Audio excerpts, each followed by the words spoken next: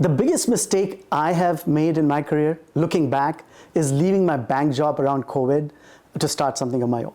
I know this is a really controversial topic given that I come from a family of entrepreneurs, but let's get into it today and let's talk about regrets. Let's talk about what is the regrets you've made, how to come out of regrets, how to deal with regrets, especially in a professional standpoint on Wall Street. Hi, this is Shalabh Garg, Finance Dad. I'm a 25-year veteran of Wall Street. I have jobs at a bank, at a hedge fund. I currently run my own hedge fund. And in today's episode, as I alluded to it earlier, I want to talk about my biggest regret, why I made that decision in hindsight. Would I make that decision again in hindsight? Clearly not, given it's my biggest regret. And why was it that that decision didn't work out as well? And what can my viewers and clients learn from it? Off the top of the podcast, to alert you, I do offer a consulting hour exactly for this reason, because my life is not a straight up life. It's a life that has had success, it's a life that has had challenges. I'm father to 3 high-performing kids, husband to a high-performing entrepreneurial wife, I should say. So I have a lot to say, a lot to discuss, a lot to explain. You're welcome to reach out to me. Over 40 clients have made use of this facility so far. You can reach me through the box below you. But before you do all of that, let's talk about my biggest regret. So most of my career, of my 25 years of post-business school career, I graduated business school in 2001. I spent almost 21 of them at corporate banks, at banks or at a hedge fund that was within a bank, or a hedge fund that was almost institutional hedge fund, not my own where I have to put the lights on in the morning. In fact, it was even the hedge fund that I worked in and became CIO at, 11 or 12 years of it, was owned by a bank, a Japanese bank in fact, and as a result, all the basic requirements of control and compliance and middle office and marketing and business development, they were all taken care of. It's not something, all I had to do was take care of the investment part of the hedge fund. I had to take care of the investment decisions, supervise the portfolio managers, and even the risk part of it was supervised separately. The head of the board, head of the business development, all of those people reported into the bank and worked with me as opposed to for me in making that hedge fund work. I chose to leave that job. I was doing very well at it. And after 20 years of doing a corporate job, I decided to leave. And why did I decide to leave? Simply because I thought I knew enough. I knew enough about investments. I knew enough about the business. I knew enough about hedge funds. I thought I could start something and take a bigger and much higher part of the equity or the pizza home, make a lot more money. And I was already making a good amount of money at the time, but I thought I could make, a lot more money. My brother was an entrepreneur all his life.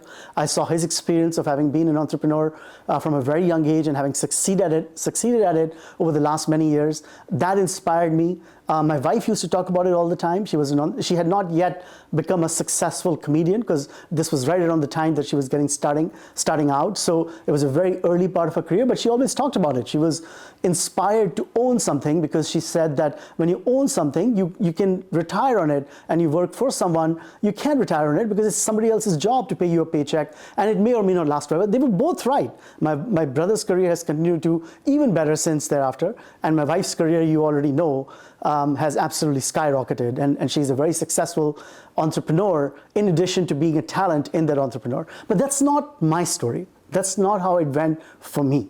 When I left to start my own hedge fund. I knew everything about investments, but I was really not that good at many of the other things that I had never done. I was not very good at recruiting people. I was not very good at sharing into the profits of that business. I was very uncomfortable in handing out big paychecks on what I thought was not enough value added. I was not very good at evaluating the value added. And I was a little unlucky as well, but that's sort of the case in every business venture. Some amount of good luck and some amount of bad luck. In my case, a year right after I started, COVID hit. So that, of course, had an impact to a young business that just started out. I overestimated how many clients at my bank job or at my hedge fund that belonged to a bank job were with me because they trusted the supervision and the risk management and the infrastructure that the bank offered by the way of being that bank for over 100 years. I underestimated that. I thought that many of the clients that I managed money for and made money for over the course of time, and I reached out to them, almost every one of them, and I had long relationships with them. So they were not like relationships formed over the course of 3 months or 6 months. I'm talking about 10-year-long relationships. And most of them, in fact, all of them said that they would like to see how it goes over a course of 1 year or 2 years, and then thereafter decide whether the returns that I produced as part of a bank were returns I could repeat on my own and could create the infrastructure because they didn't want to be seen as funding a startup. Their interest was just to have their capital managed. Now, it is not the case that hedge funds don't start every day. In fact, if you look on Google, there's a new hedge fund starting every 10 days. So it's not like I was trying to establish a road that had never been traveled by anyone. There's a whole amount of infrastructure around it. It's not that hard to do. And there are many, many people that succeed at it too. But that wasn't my story. I did not. And in doing that, I realized so many different things about me. One, I don't like to be professionally lonely. I like the camaraderie of so many other professionals and intelligent, accomplished individuals that I had access to and I got to work with as being part of a big bank. I liked being able to take advantage of the infrastructure that a corporation like that offered. I liked being able to depend on the compliance that the bank like that offered or a corporation like that offered. To build that all from scratch, one, is costly. Second, takes a different kind of skill than the skill just to manage investments. And third, it brings a lot of stress because all of a sudden, whereas you were used to just taking a paycheck on a bi-weekly basis and a bonus check at the end of the year, now you have to pay things out. Just the simple act of getting health care for the people that work for me as part of this new business was an ordeal. It took like 3 months to get that healthcare provider and have that healthcare provider provide the right amount of health that all of the individuals and the families needed and the families that depended on them needed. And just that little experience was so frustrating that actual training could not even begin for over 6 months of me having left. Capital raising was very hard. The clients did not want to pay to fund the creation of the infrastructure of a new business. They just wanted their capital managed, and they're smart enough to know that initially the fees that they pay on the capital will go towards building this infrastructure, and the CIO, which was me in this case, would be distracted from the act of managing capital because he or she is also, in my case, he is also working on building the business. So I didn't like any of those things. All I really liked about my job was the act of managing investments. And this took me further and further away from it. Then COVID hit, of course, that was a tough period for everyone. I was no exclusion to it, even though I should say that finance in aggregate continued to do very, very well post the vaccine and into 2021 and thereafter. But I found it sort of a slippery slope where I just could not find myself enjoying it, creating a business out of it, raising capital out of it. As a result, I found myself demotivated, unable to produce the kind of returns I had all my life. Once you don't have returns or you don't have as good returns, that's the bane of a hedge fund business, returns. If you don't have returns, you have nothing. So I didn't have very good returns early on in the first year. So all of that makes me believe, in hindsight, now things have improved since then. I don't want to sort of leave this podcast into a negative energy and a negative note. Things have improved for 2 reasons. Things have improved, one, because my wife's career continued to skyrocket along the way. The pressure of money that I felt in having started this business and funding it out of my personal capital. So all the working capital on day one in the business was essentially my money. I put the money in thinking that I will recover thereafter, which went into paying for salaries, paying for infrastructure, paying for rent, and things of that, in technology, things of that nature. And so that put a lot of pressure on our family and our family finances because it was savings that I took out and put into it. But the reason things improved over a course of time is because my wife's career continued to skyrocket. It went pretty much. So like after that, the way my career went is kind of like this, and the way her career is kind of went like this. As a family, not a lot changed for us because she took over the burden of a lot of that effort. Now, I should say this, that her work was always and continues to be very physical in nature. Work that needs actual physical hours of work. In other words, she has to physically go to a comedy club to do a show, which means she has to travel from point A to point B, she has to settle there, she has to arrange for her food, perform, meet people thereafter, sit for a bit, and then perform again. So it is very different from the kind of work I did all my life, where I basically use my brain. When you're using your brain, and that's true for a doctor, that's true for a lawyer, that's true for any people outside of an entertainer who are basically using the skills picked up out of their experience, they generally have a lot more free time, a lot more equal amount of stress, I would say, because the stress of money is similar in both, but they do have a lot of capacity and free time.